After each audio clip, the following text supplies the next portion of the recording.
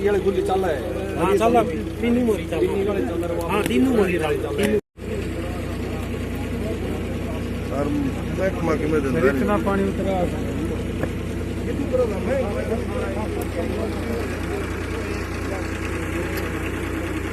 अब की ड्यूटी लगाई। कल मेरी उपायुक्त से बात हुई थी, तो उसमें मुख्यमंत्री जी ने भी तमाम उपायुक्तों से वीडियो कॉन्फ्रेंसिंग के ज़रिए इस विषय के ऊपर बात की थी और सभी को निर्देश दिए थे भाई जितना भी फ्लड अफेक्टेड एरिया है किसानों का, उसमें त्वरित कार्रवाई करके पानी की निकासी की जाए ताकि इस मौजूदा फसल की कटाई हो जाए और आगे की फसल की बुआई का इंतज़ाम हो जाए।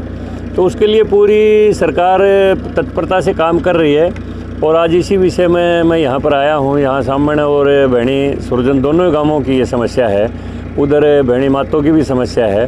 तो तहसीलदार साहब मेरे साथ हैं। यहाँ पर कुछ किसानों ने अपने ट्रैक्टर लगाए हुए हैं, इनको हम डीजल मुहैया करवाएंगे और जो यहाँ पर बिजली के ट्रांसफार्मर वगैरह ख़राब हैं तो उनकी फ़ौरन उनकी रिपेयर करवा के और उनको भी चालू करवाया जाएगा। हमारी कोशिश ये है कि जो मौजूदा फसल है इसकी समय के ऊपर कटाई हो जाए, किसान का पैसा किसान के घर में पहुंच जाए, फसल मंडी में पहुंच जाए और आगे आने वाली जो गेहूँ की फसल है उसका बुआरा जल्दी हो जाए।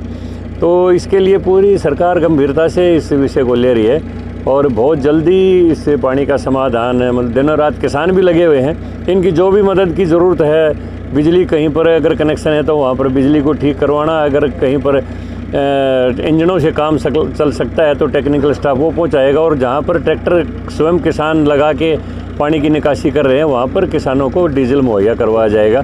यानी पूरी तरह से किसान के साथ हैं हम और हमारी कोशिश ये है कि इस फसल का पैसा किसान के घर में जाए, फसल का नुकसान ना हो और आगे की उसकी बुआई हो जाए। नहीं, उसका अब तो ड्रोन से भी गिरदावरी का सिस्टम कर दिया गया है और फसल बीमा योजना भी चालू है। और फिर भी अगर किसान का कहीं कोई रह गया ऐसा जो अगर कहीं सर्वे में ना आया तो उसके लिए फिजिकल सर्वे भी रहेगा। यानी जितने परसेंट भी नुकसान होगा जहाँ पर भी होगा वो किसान को उसका मुआवजा बिल्कुल पूरी तौर से दिया जाएगा। इसमें कोई कोताही नहीं बरती जाएगी। चुनाव जीतेंगे, निश्चित तौर पर जीतेंगे। अब लोग उससे कैंडिडेट से पूछ रहे हैं, न लोग कैंडिडेट से, कांग्रेस तो रेस में ही नहीं है कि भाई आपने ये कहा था कि वो काले कानून वापस नहीं होंगे तब तक मैं चुनाव नहीं लड़ूंगा, तब तक विधानसभा का मुंह नहीं देखूंगा। तो पहले तो कानूनों का कालापन बताओ, वो कालापन क्या है, और अगर का है तो वो वापस तो अब तक हुए नहीं है। फिर आप चुनाव क्यों लड़ रहे हो, विधानसभा में किस लिए जा रहे हो, क्यों खाम यहाँ पर एक चुनाव का माहौल पैदा किया। जब आपने कुछ दोबारा ही विधानसभा में जाना था तो विधानसभा में तो आप बैठे ही थे, लोग उनसे जवाब पूछ रहे हैं। तो लेकिन ये तो एक संवैधानिक प्रक्रिया है, 6 महीने के अंदर चुनाव करवाना पड़ता है।